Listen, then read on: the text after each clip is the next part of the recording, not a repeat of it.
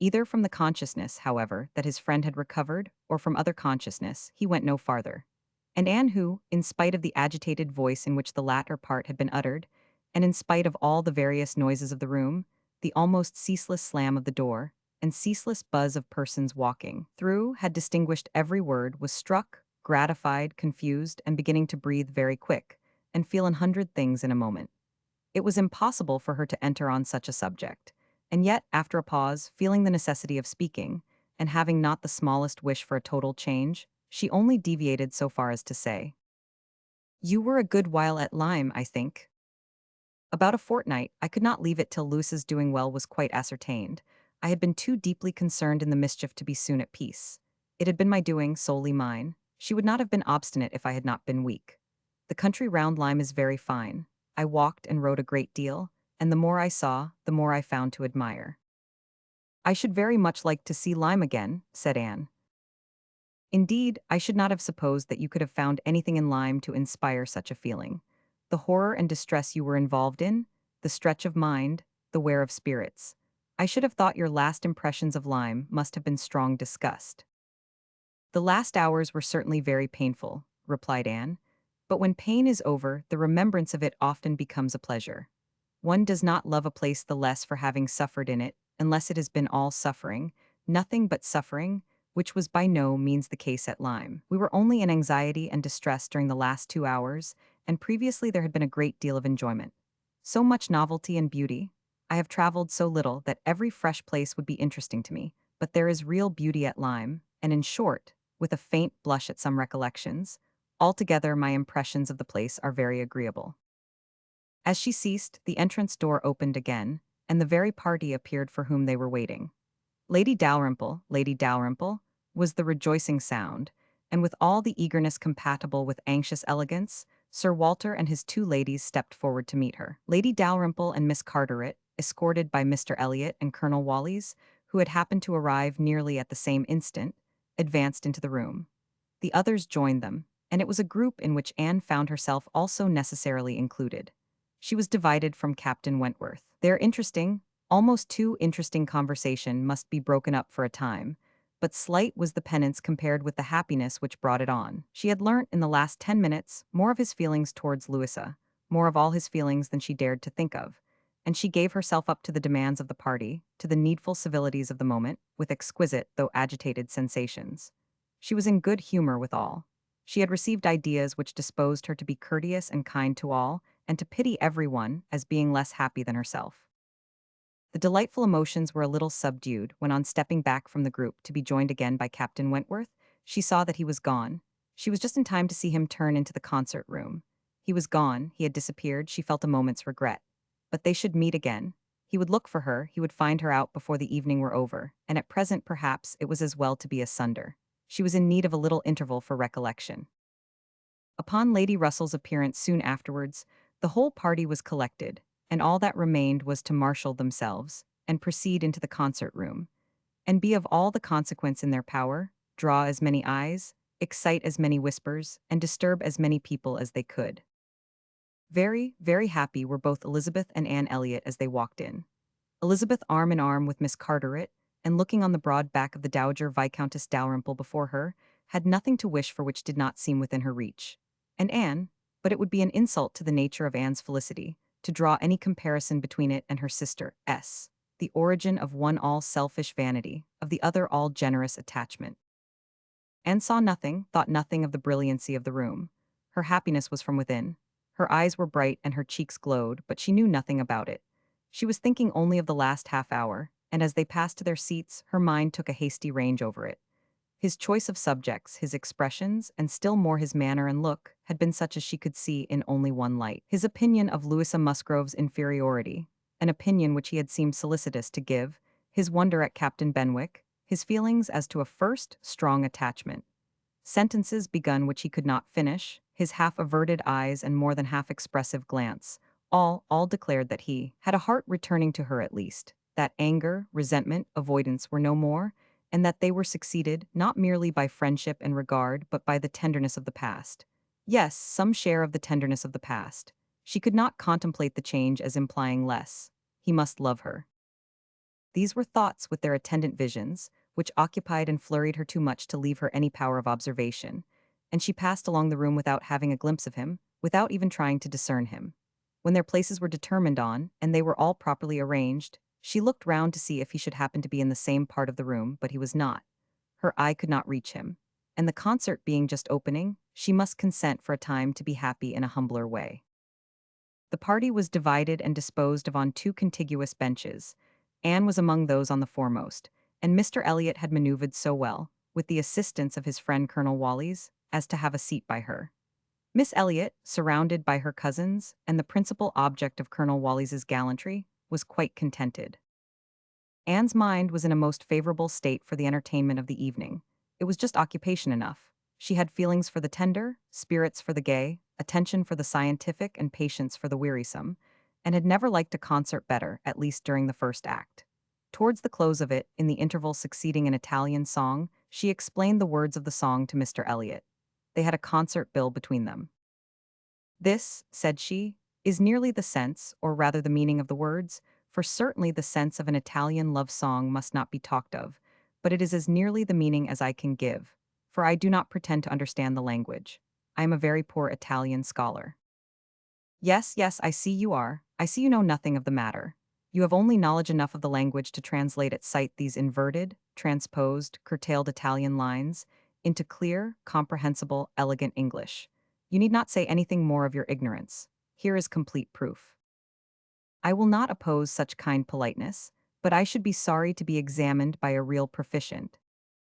I have not had the pleasure of visiting in Camden Place so long, replied he, without knowing something of Miss Anne Elliot, and I do regard her as one who is too modest for the world in general to be aware of half her accomplishments, and too highly accomplished for modesty to be natural in any other woman.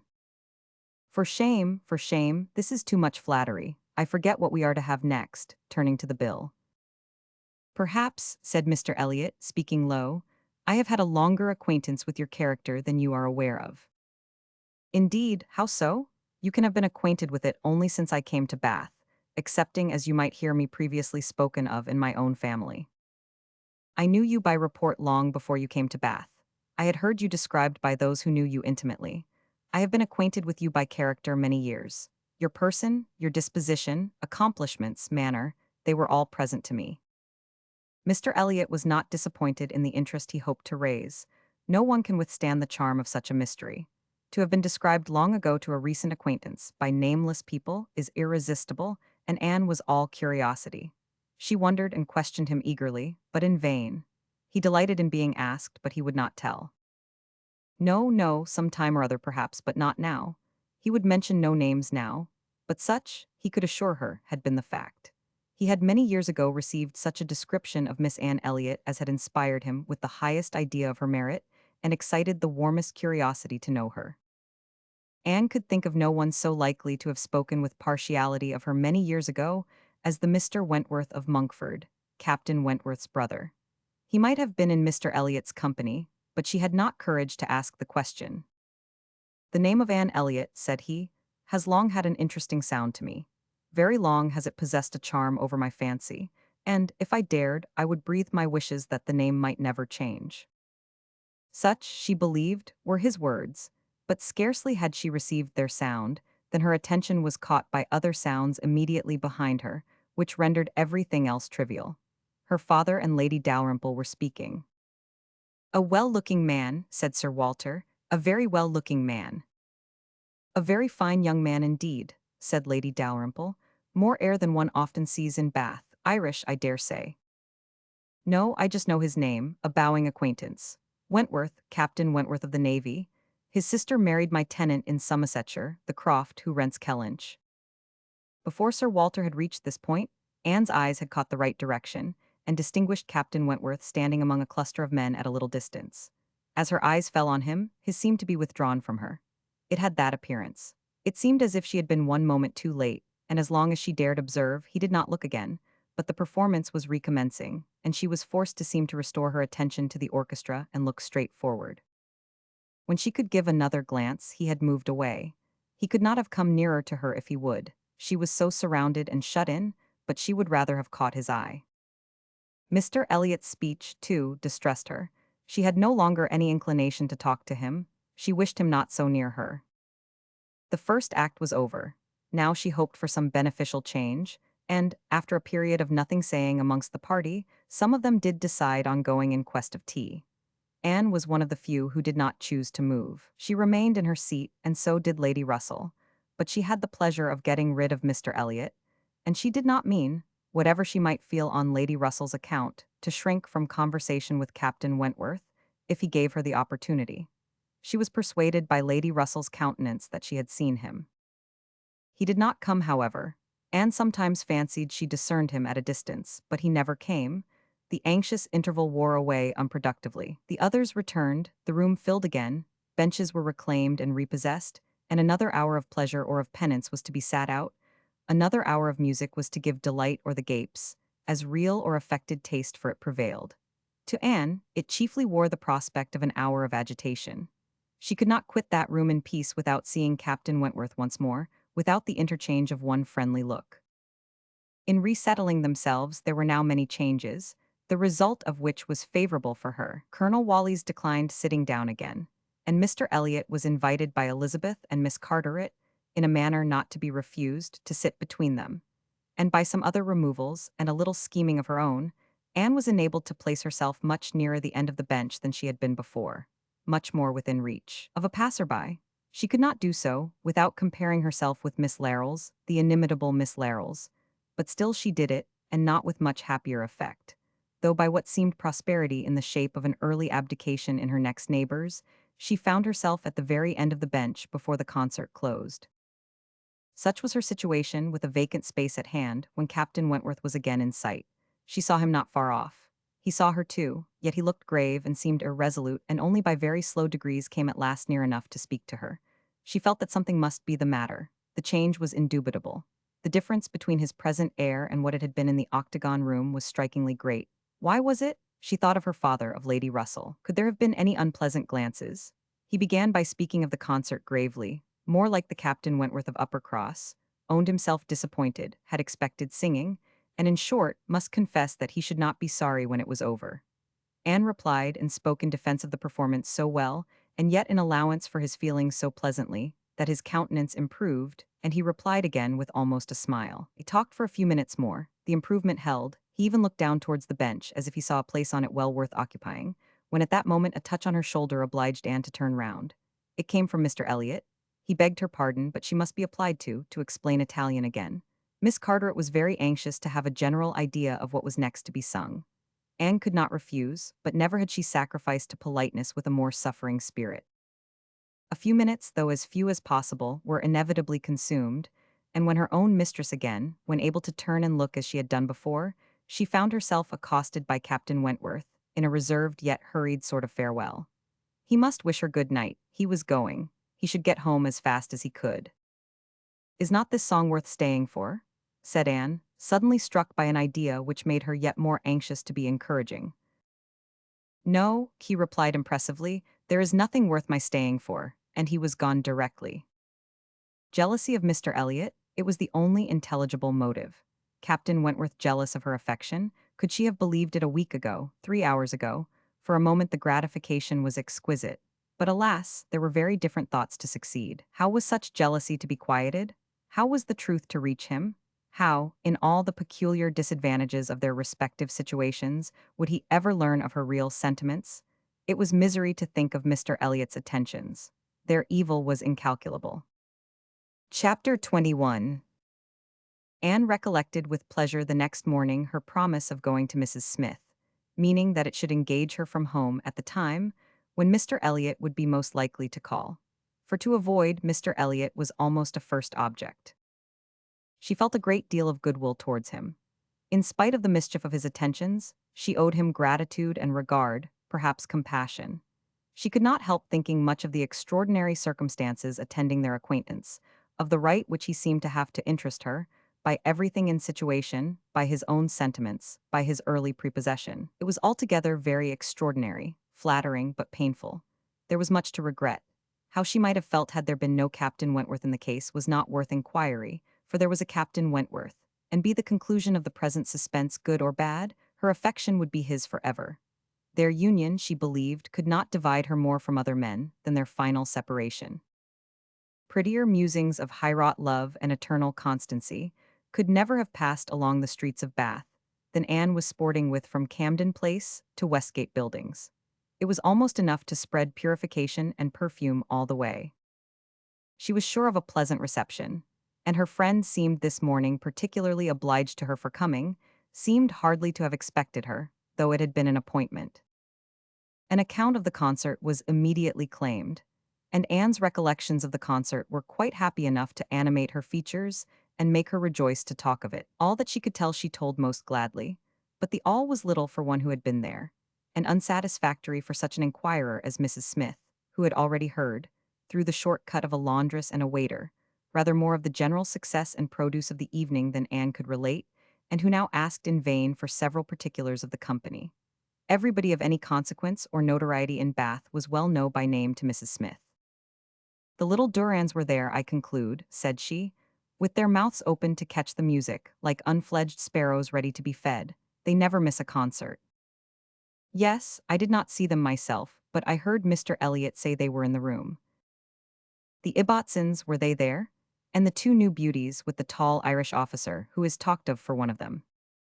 I do not know, I do not think they were. Old Lady Mary MacLean? I need not ask after her. She never misses, I know, and you must have seen her. She must have been in your own circle, for as you went with Lady Dalrymple, you were in the seats of grandeur, round the orchestra, of course. No, that was what I dreaded. It would have been very unpleasant to me in every respect. But happily Lady Dalrymple always chooses to be farther off, and we were exceedingly well placed, that is, for hearing. I must not say for seeing, because I appear to have seen very little. Oh, you saw enough for your own amusement? I can understand. There is a sort of domestic enjoyment to be known even in a crowd, and this you had. You were a large party in yourselves, and you wanted nothing beyond. But I ought to have looked about me more, said Anne, conscious while she spoke that there had in fact been no want of looking about, that the object only had been deficient. No, no, you were better employed. You need not tell me that you had a pleasant evening. I see it in your eye. I perfectly see how the hours passed, that you had always something agreeable to listen to. In the intervals of the concert, it was conversation.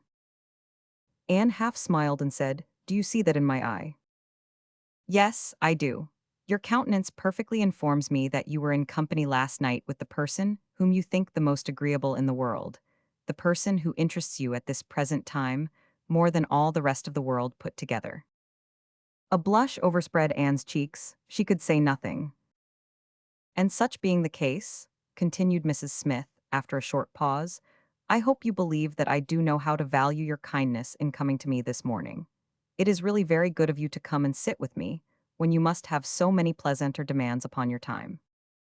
Anne heard nothing of this. She was still in the astonishment and confusion excited by her friend's penetration, unable to imagine how any report of Captain Wentworth could have reached her. After another short silence, Pray, said Mrs. Smith, is Mr. Elliot aware of your acquaintance with me? Does he know that I am in Bath? Mr. Elliot, repeated Anne, looking up surprised. A moment's reflection showed her the mistake she had been under. She caught it instantaneously, and recovering her courage with the feeling of safety, soon added, more composedly, Are you acquainted with Mr. Elliot?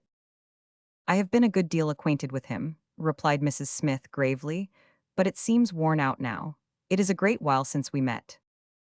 I was not at all aware of this. You never mentioned it before. Had I known it, I would have had the pleasure of talking to him about you. To confess the truth, said Mrs. Smith, assuming her usual air of cheerfulness, that is exactly the pleasure I want you to have. I want you to talk about me to Mr. Elliot. I want your interest with him. He can be of essential service to me, and if you would have the goodness, my dear Miss Elliot, to make it an object to yourself, of course it is done. I should be extremely happy. I hope you cannot doubt my willingness to be of even the slightest use to you, replied Anne. But I suspect that you are considering me as having a higher claim on Mr. Elliot, a greater right to influence him, than is really the case. I am sure you have, somehow or other, imbibed such a notion. You must consider me only as Mr. Elliot's relation. If in that light there is anything which you suppose his cousin might fairly ask of him, I beg you would not hesitate to employ me.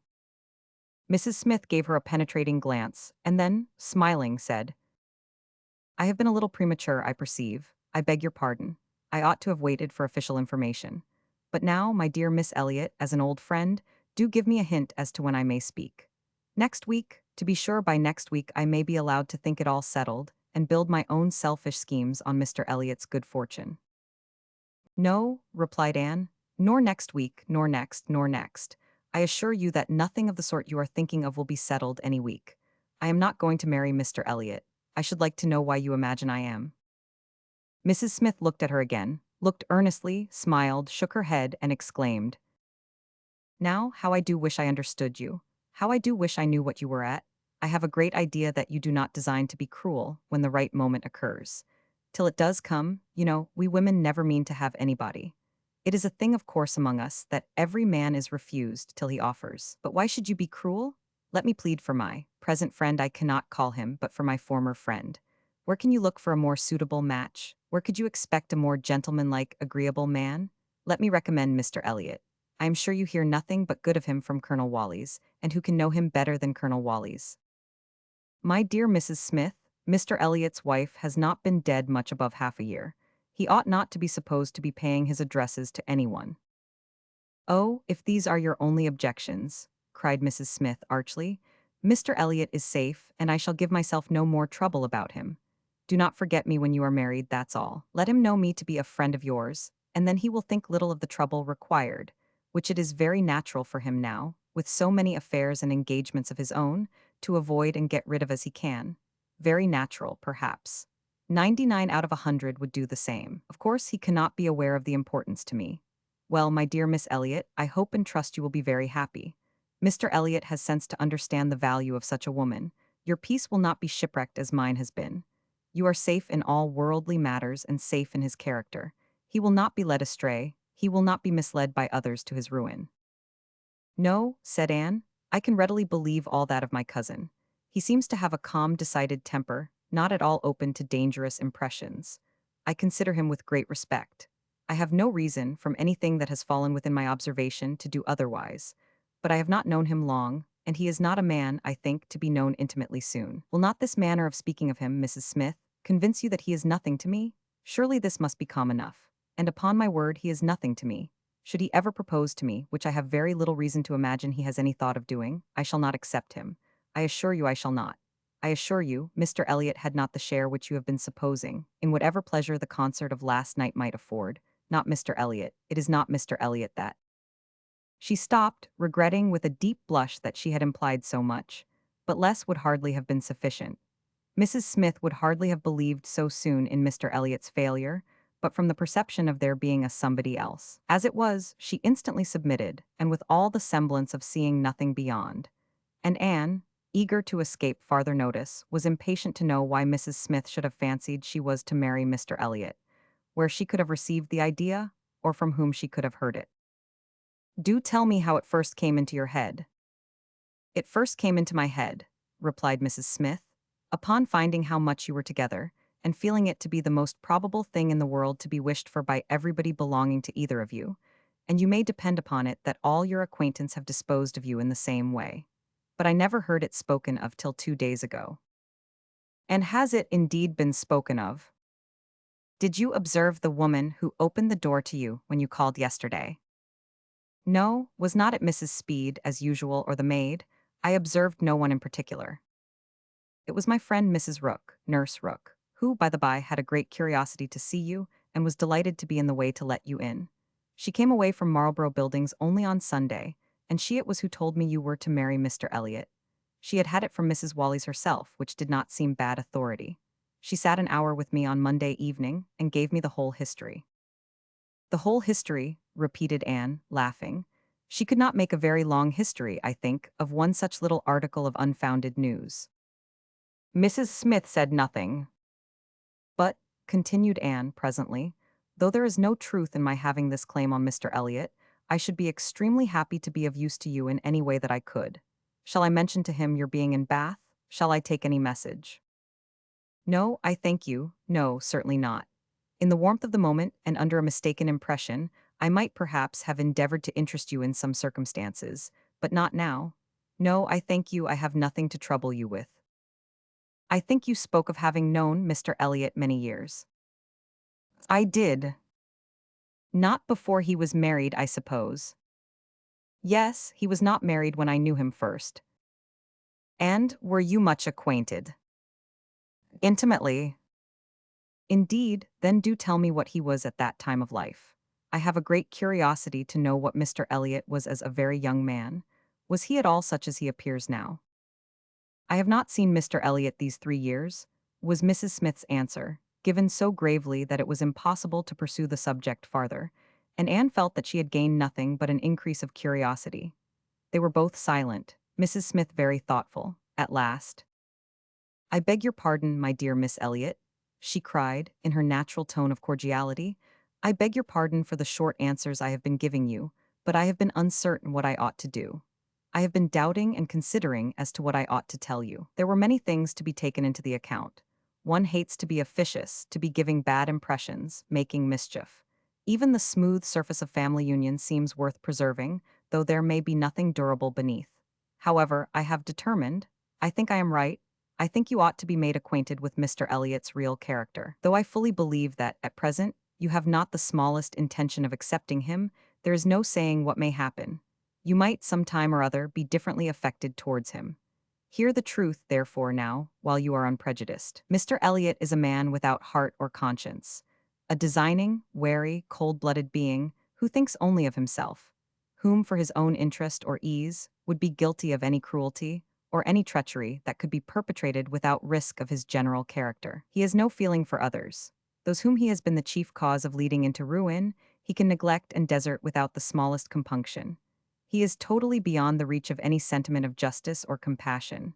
Oh, he is black at heart, hollow and black.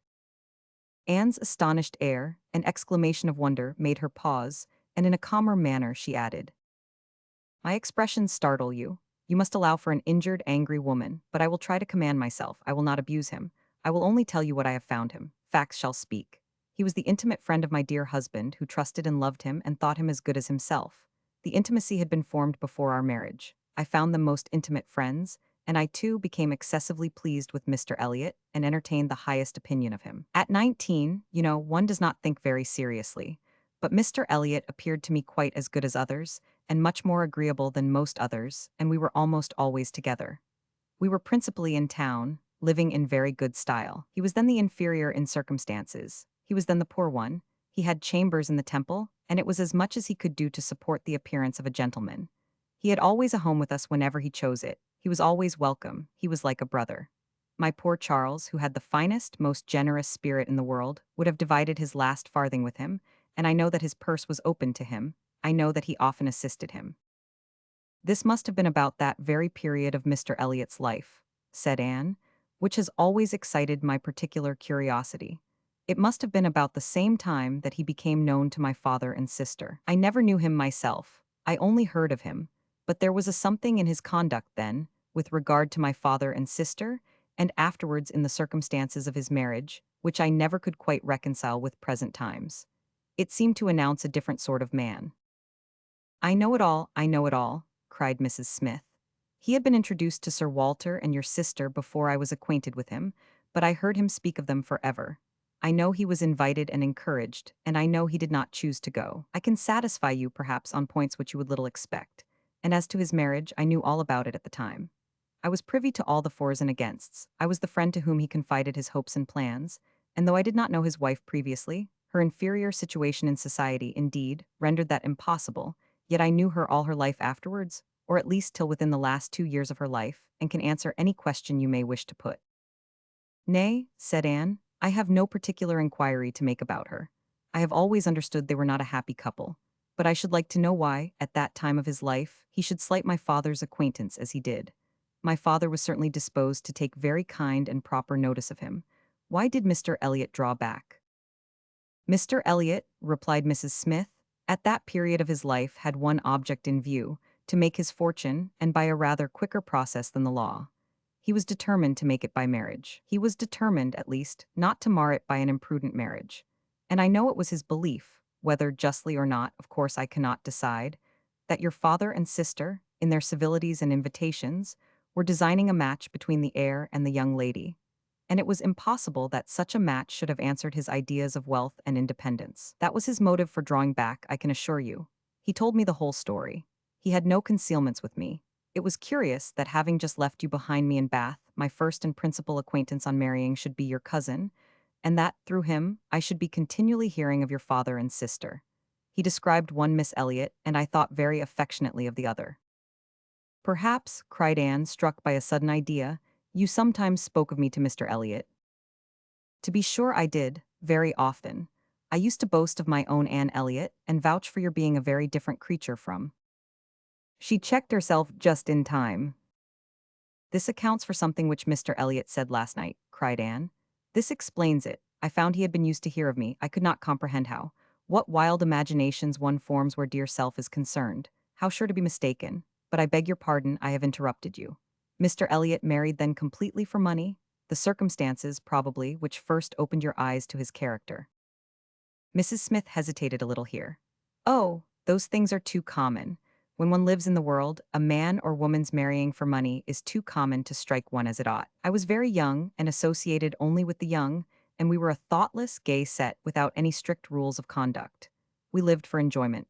I think differently now. Time and sickness and sorrow have given me other notions. But at that period, I must own I saw nothing reprehensible in what Mr. Elliot was doing. To do the best for himself passed as a duty. But was not she a very low woman? Yes, which I objected to, but he would not regard. Money was all that he wanted.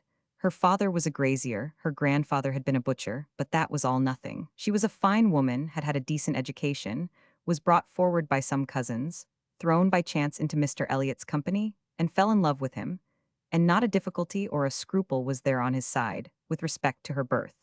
All his caution was spent in being secured of the real amount of her fortune, before he committed himself. Depend upon it, whatever esteem Mr. Elliot may have for his own situation in life now, as a young man he had not the smallest value for it.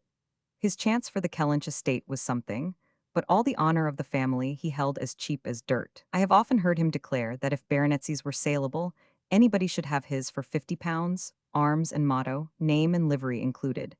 But I will not pretend to repeat half that I used to hear him say on that subject.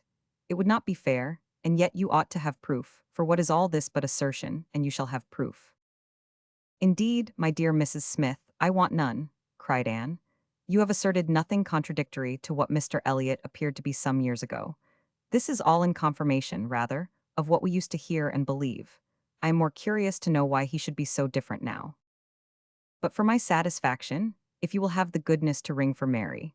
Stay, I am sure you will have the still greater goodness of going yourself into my bedroom and bringing me the small inlaid box which you will find on the upper shelf of the closet. Anne, seeing her friend to be earnestly bent on it, did as she was desired. The box was brought and placed before her, and Mrs. Smith, sighing over it as she unlocked it, said, "This is full of papers belonging to him, to my husband, a small portion only of what I had to look over when I lost him. The letter I am looking for was one written by Mr. Elliot to him before our marriage, and happened to be saved. Why, one can hardly imagine. But he was careless and immethodical, like other men, about those things. And when I came to examine his papers, I found it with others still more trivial, from different people scattered here and there, while many letters and memorandums of real importance had been destroyed. Here it is. I would not burn it, because being even then very little satisfied with Mr. Elliot, I was determined to preserve every document of former intimacy. I have now another motive for being glad that I can produce it." This was the letter directed to Charles Smith, Esq., Tunbridge Wells, and dated from London as far back as July, 1803. Dear Smith, I have received yours. Your kindness almost overpowers me. I wish nature had made such hearts as yours more common, but I have lived 23 years in the world and have seen none like it. At present, believe me, I have no need of your services, being in cash again.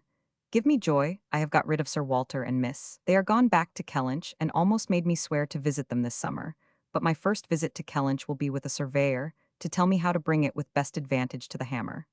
The baronet, nevertheless, is not unlikely to marry again. He is quite fool enough. If he does, however, they will leave me in peace, which may be a decent equivalent for the reversion. He is worse than last year. I wish I had any name but Elliot. I am sick of it. The name of Walter I can drop, thank God, and I desire you will never insult me with my second W again, meaning, for the rest of my life, to be only yours truly. WMELLIOT. Such a letter could not be read without putting Anne in a glow, and Mrs. Smith, observing the high color in her face, said, "The language, I know, is highly disrespectful. Though I have forgot the exact terms, I have a perfect impression of the general meaning. But it shows you the man. Mark his professions to my poor husband. Can anything be stronger?" Anne could not immediately get over the shock and mortification of finding such words applied to her father. She was obliged to recollect that her seeing the letter was a violation of the laws of honor, that no one ought to be judged or to be known by such testimonies, that no private correspondence could bear the eye of others, before she could recover calmness enough to return the letter which she had been meditating over, and say, "Thank you, this is full proof undoubtedly, proof of everything you were saying, but why be acquainted with us now?" "I can explain this too," cried Mrs. Smith, smiling. "Can you really?" "Yes, I have shewn you Mr. Elliot as he was a dozen years ago, and I will show him as he is now. I cannot produce written proof again, but I can give as authentic oral testimony as you can desire, of what he is now wanting and what he is now doing. He is no hypocrite now. He truly wants to marry you. His present attentions to your family are very sincere, quite from the heart. I will give you my authority, his friend Colonel Wally's." "Colonel Wally's, you are acquainted with him." "No, it does not come to me in quite so direct a line as that. It takes a bend or two, but nothing of consequence. The stream is as good as at first. The little rubbish it collects in the turnings is easily moved away. Mr. Elliot talks unreservedly to Colonel Wally's of his views on you, which, said Colonel Wally's, I imagine to be, in himself, a sensible, careful, discerning sort of character. But Colonel Wally's has a very pretty silly wife, to whom he tells things which he had better not, and he repeats it all to her. She, in the overflowing spirits of her recovery, repeats it all to her nurse, and the nurse, knowing my acquaintance with you, very naturally brings it all to me. On Monday evening, my good friend Mrs. Rook let me thus much into the secrets of Marlborough Buildings. When I talked of a whole history, therefore, you see I was not romancing so much as you supposed. My dear Mrs. Smith, your authority is deficient. This will not do. Mr. Elliot's having any views on me will not in the least account for the efforts he made towards a reconciliation with my father. That was all prior to my coming to Bath. I found them on the most friendly terms when I arrived. I know you did, I know it all perfectly, but— Indeed, Mrs. Smith, we must not expect to get real information in such a line. Facts or opinions which are to pass through the hands of so many, to be misconceived by folly in one, and ignorance in another, can hardly have much truth left. Only give me a hearing. You will soon be able to judge of the general credit due, by listening to some particulars which you can yourself immediately contradict or confirm. Nobody supposes that you were his first inducement. He had seen you indeed before he came to Bath and admired you, but without knowing it to be you. So says my historian at least. Is this true? Did he see you last summer or autumn, somewhere down in the west, to use her own words, without knowing it to be you? He certainly did, so far it is very true. At Lyme, I happened to be at Lyme. Well, continued Mrs. Smith triumphantly, grant my friend the credit due to the establishment of the first point asserted. He saw you then at Lyme, and liked you so well as to be exceedingly pleased to meet with you again in Camden Place, as Miss Anne Elliot, and from that moment, I have no doubt, had a double motive in his visits there. But there was another, and an earlier, which I will now explain. If there is anything in my story which you know to be either false or improbable, stop me. My account states that your sister's friend, the lady now staying with you, whom I have heard you mention, came to Bath with Miss Elliot and Sir Walter as long ago as September, in short when they first came themselves, and has been staying there ever since, that she is a clever, insinuating, handsome woman, poor and plausible, and altogether such in situation and manner, as to give a general idea, among Sir Walter's acquaintance, of her meaning to be Lady Elliot, and as general a surprise that Miss Elliot should be apparently blind to the danger. Here Mrs. Smith paused a moment, but Anne had not a word to say, and she continued. This was the light in which it appeared to those who knew the family, long before you returned to it, and Colonel Wally's had his eye upon your father enough to be sensible of it, though he did not then visit in Camden Place. But his regard for Mr. Elliot gave him an interest in watching all that was going on there, and when Mr. Elliot came to Bath for a day or two, as he happened to do a little before Christmas, Colonel Wally's made him acquainted with the appearance of things, and the reports beginning to prevail. Now you are to understand That time had worked a very material change in Mr. Elliot's opinions as to the value of a baronetcy. Upon all points of blood and connection, he is a completely altered man. Having long had as much money as he could spend, nothing to wish for on the side of avarice or indulgence, he has been gradually learning to pin his happiness upon the consequence he is heir to. I thought it coming on before our acquaintance ceased, but it is now a confirmed feeling. He cannot bear the idea of not being Sir William. You may guess, therefore, that the news he heard from his friend could not be very agreeable, and you may guess what it produced. The resolution of coming back to Bath as soon as possible, and of fixing himself here for a time, with the view of renewing his former acquaintance and recovering such a footing in the family as might give him the means of ascertaining the degree of his danger, and of circumventing the lady if he found it material. This was agreed upon between the two friends as the only thing to be done, and Colonel Wallis was to assist in every way that he could. He was to be introduced, and Mrs. Wallis was to be introduced, and everybody was to be introduced. Mr. Elliot came back accordingly, and on application was forgiven, as you know, and readmitted into the family. And there it was his constant object, and his only object, till your arrival added another motive, to watch Sir Walter and Mrs. Clay. He omitted no opportunity of being with them, threw himself in their way, called at all hours, but I need not be particular on this subject. You can imagine what an artful man would do, and with this guide, perhaps, may recollect what you have seen him do. Yes, said Anne, you tell me nothing which does not accord with what I have known or could imagine. There is always something offensive in the details of cunning.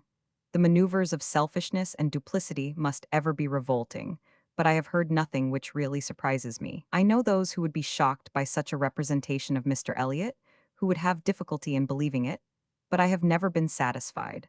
I have always wanted some other motive for his conduct than appeared. I should like to know his present opinion as to the probability of the event he has been in dread of, whether he considers the danger to be lessening or not. Lessening, I understand, replied Mrs. Smith. He thinks Mrs. Clay afraid of him, aware that he sees through her, and not daring to proceed as she might do in his absence. But since he must be absent some time or other, I do not perceive how he can ever be secure while she holds her present influence. Mrs. Wallis has an amusing idea, as nurse tells me, that it is to be put into the marriage articles when you and Mr. Elliot marry, that your father is not to marry Mrs. Clay. A scheme worthy of Mrs. Wallis's understanding, by all accounts, but my sensible nurse Rook sees the absurdity of it. Why, to be sure, ma'am, said she, it would not prevent his marrying anybody else. And, indeed, to own the truth, I do not think nurse, in her heart, is a very strenuous opposer of Sir Walter's making a second match. She must be allowed to be a favor of matrimony, you know. And since self will intrude, who can say that she may not have some flying visions of attending the next Lady Elliot through Mrs. Wallis's recommendation? I am very glad to know all this, said Anne, after a little thoughtfulness. It will be more painful to me in some respects to be in company with him, but I shall know better what to do. My line of conduct will be more direct. Mr. Elliot is evidently a disingenuous, artificial, worldly man who has never had any better principle to guide him than selfishness. But Mr. Elliot was not done with. Mrs. Smith had been carried away from her first direction, and Anne had forgotten, in the interest of her own family concerns, how much had been originally implied against him. But her attention was now called to the explanation of those first hints, and she listened to a recital which, if it did not perfectly justify the unqualified bitterness of Mrs. Smith, proved him to have been very unfeeling in his conduct towards her, very deficient both in justice and compassion.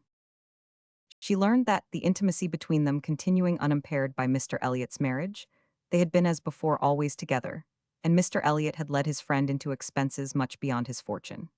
Mrs. Smith did not want to take blame to herself, and was most tender of throwing any on her husband, but Anne could collect that their income had never been equal to their style of living, and that from the first there had been a great deal of general and joint extravagance. From his wife's account of him she could discern Mr. Smith to have been a man of warm feelings, easy temper, careless habits, and not strong understanding, much more amiable than his friend and very unlike him, led by him and probably despised by him. Mr. Elliot, raised by his marriage to great affluence, and disposed to every gratification of pleasure and vanity which could be commanded without involving himself. For with all his self-indulgence he had become a prudent man, and beginning to be rich just as his friend ought to have found himself to be poor, seemed to have had no concern at all for that friend's probable finances, but, on the contrary, had been prompting and encouraging expenses which could end only in ruin, and the Smiths accordingly had been ruined. The husband had died just in time to be spared the full knowledge of it. They had previously known embarrassments enough to try the friendship of their friends, and to prove that Mr. Elliot's had better not be tried, but it was not till his death that the wretched state of his affairs was fully known. With a confidence in Mr. Elliot's regard, more creditable to his feelings than his judgment, Mr. Smith had appointed him the executor of his will. But Mr. Elliot would not act, and the difficulties and distress which this refusal had heaped on her, in addition to the inevitable sufferings of her situation, had been such as could not be related without anguish of spirit, or listened to without corresponding indignation.